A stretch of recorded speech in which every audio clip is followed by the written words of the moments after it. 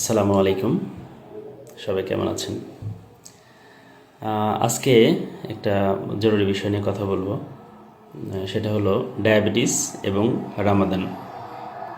মাত্র আর 10 থেকে 11 দিন পরেই পবিত্র রমজান মাস শুরু হবে। তো আমরা যারা মুসলিম আছি, আমাদের সবারই একটা মনে ইচ্ছা থাকে যেন আমরা সঠিকভাবে সিয়াম সাধনা পালন করতে পারি। অশেষ বরকতের একটা মাস। এই সময়টাতে যাদের ডায়াবেটিস আছে তাদের শরীরের দিকে বিশেষ যত্নশীল হওয়া উচিত।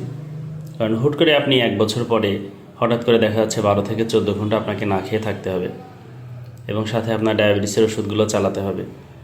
তো এই বিষয়ে কিছু যোগ বিয়োগ এবং কিছু ব্যাপার আপনাকে খেয়াল রাখতে হবে।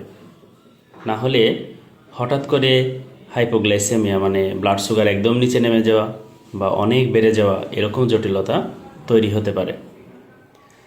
তো আমার পরামর্শ থাকবে, আপনারা যাদের ডায়াবেটিস আছে এই রমজান শুরু হওয়ার আগেই আপনি শারীরিকভাবে কতটা ফিট রয়েছেন, রোজা রাখায় আপনার কোনো শারীরিক জটিলতার ঝুঁকি আছে কি না সেই বিষয়ে অবশ্যই আপনি ডক্টরের সাথে পরামর্শ করে নেবেন।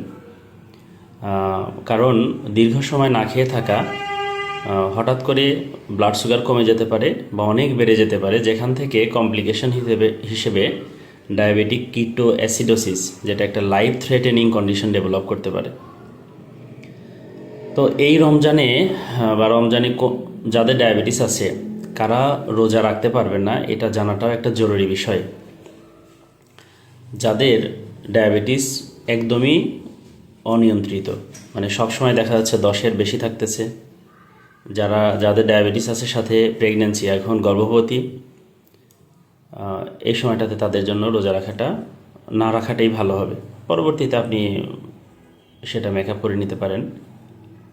আর যাদের বারবার হাইপোগ্লাইসিমিয়ার হিস্ট্রি আছে, মানে বারবার আপনাদের দেখা গেলো পূর্বে কখনো আপনার সুগার 3-এর নিচে নেমে গেছে, এই ধরনের পেশেন্টের জন্য রোজা রাখাটা বিশেষ ঝুঁকির মধ্যে পড়ে। তো আসলে এই পুরো ব্যাপারটা অনেক লম্বা আলোচনা। আমরা ধীরে ধীরে ডায়াবেটিস এবং রমাদান সম্পর্কে আলোচনা করব। আমি চেষ্টা করব ছোট ছোট ভিডিও করে গুরুত্বপূর্ণ জিনিসগুলো আপনাদের সাথে শেয়ার করার জন্য। তো আপনারা স্বাস্থ্যের দিকে যত্নশীল হবেন আশা করি, এবং আসন্ন পবিত্র রমজান মাস সবাই সবার জন্য দোয়া করবেন এবং নিজের স্বাস্থ্যের দিকে খেয়াল রাখবেন, সেই আশা করে ভিডিওটা শেষ করছি। আসসালামু আলাইকুম।